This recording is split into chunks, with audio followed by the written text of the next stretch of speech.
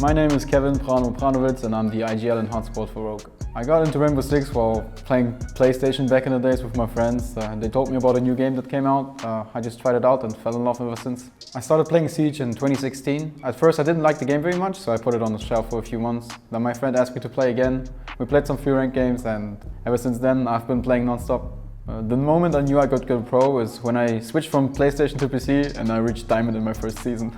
Start the running as the pressure comes and the push comes, and Fresh holds his hand up because suddenly he's going to have to be joined by his co-workers because suddenly... I wanted to join the Rogue team because obviously I know the players from before. I've been friends with them before for a long time now. I think there's like a lot of potential in the team. They're just missing some pieces like leadership and IGLing, and I think I can bring that to the table. My main strength as a player is actually my game knowledge and my game sense. I would say that I'm very smart at the game. I can call out pretty well.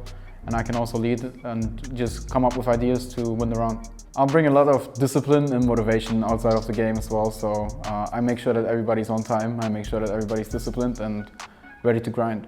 And it's 2 versus 1 now as Virtus Pro find a bit of an answer, but the diffuser's down cold on the ground. It's all up to Prano. Can he survive? It's 1 versus 2. It's 1 versus 1. It's 1 versus none as Prano manages to seal the deal and get the round over the line for Rogue. What a hero play, Des. So throughout the trial process, we trialed many different in-game leaders.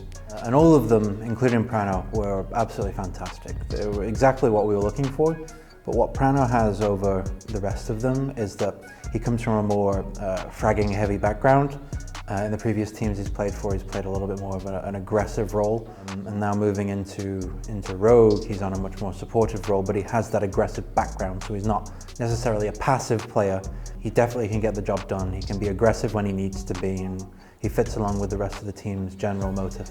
So we picked him up because he's an IGL, and he hasn't necessarily done that on his previous teams, but when we trialled him in this position, he played a really strong IGL and support player. So he's really good at leading in the game, where we've actually had a few troubles with in the previous stage, and he's able to fill that gap that we haven't had recently, which can make us a bit more coordinated, allow us to do things more on the fly and play the adaptability that we want to sort of bring into this team anyway.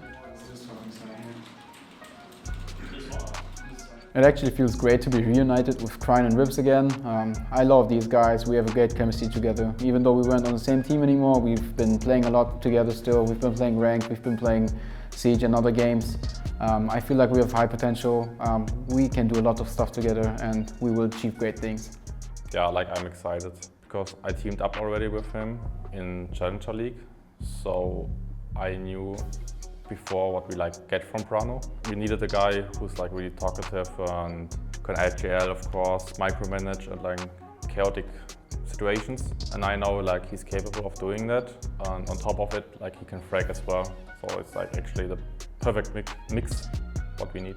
Playing Rainbow6 professionally definitely teaches me to work with different kind of characters in real life as well. Especially in esports, there's a lot of different kind of characters. There's ones that are more active, ones that are actually a bit more introverted. So you gotta approach everybody a bit differently. Some people are more childish, some people are way more mature at this stage in life. That's also just because people come into esports at a very young age.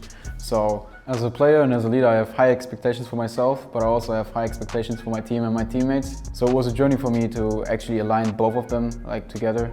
I didn't really know how to do it in the beginning. I learned that throughout the time and dealing with different kind of characters.